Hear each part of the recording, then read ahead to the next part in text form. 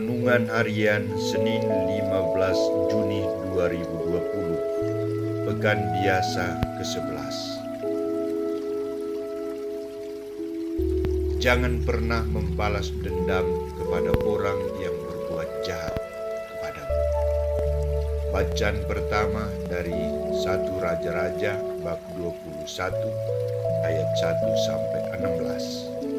Dan baca Injil dari Matius bab 5 ayat 38 sampai 42. Suatu hari saya didatangi oleh seorang ibu dan anaknya yang kehilangan suaminya karena kasus pembunuhan.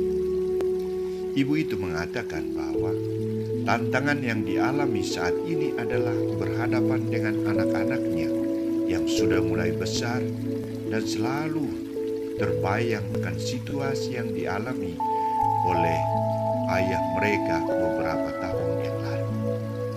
Ibu itu mengatakan, anak-anaknya kadang-kadang marah dan marah, apalagi mereka membayangkan situasi yang dialami oleh ayah mereka. Kadang mereka mengatakan, kami akan membalas perbuatan mereka. Menghadapi situasi anak-anakku ini, saya hanya diam dan menangis dan berusaha untuk menenangkan emosi mereka dengan mengatakan, Tuhan akan membalas perbuatan mereka.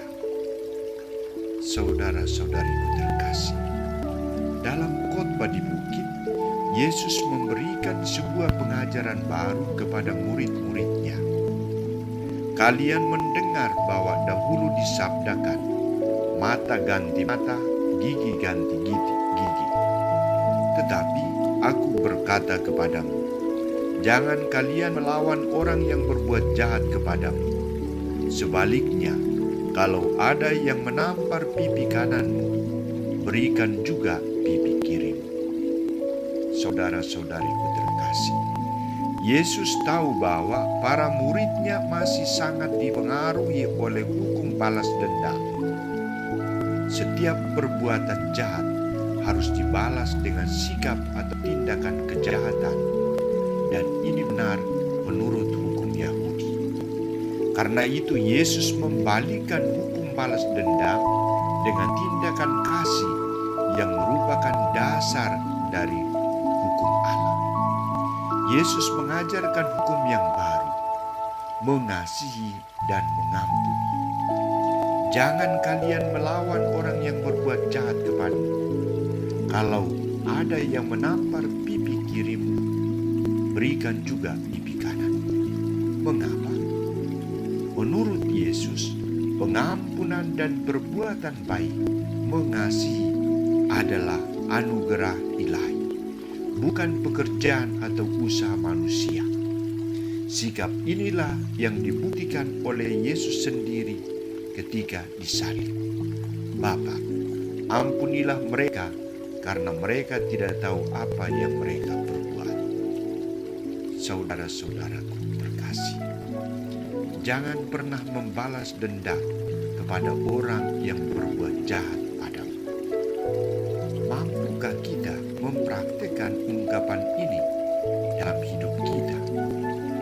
Secara spontan saya akan menjawab ya, tetapi harus diproses. Bahkan ada yang mengatakan tunggu dulu. Menghadapi situasi seperti ini, apa solusi yang paling tepat? Kita perlu belajar sikap pengampunan dan belas kasihan dari Yesus.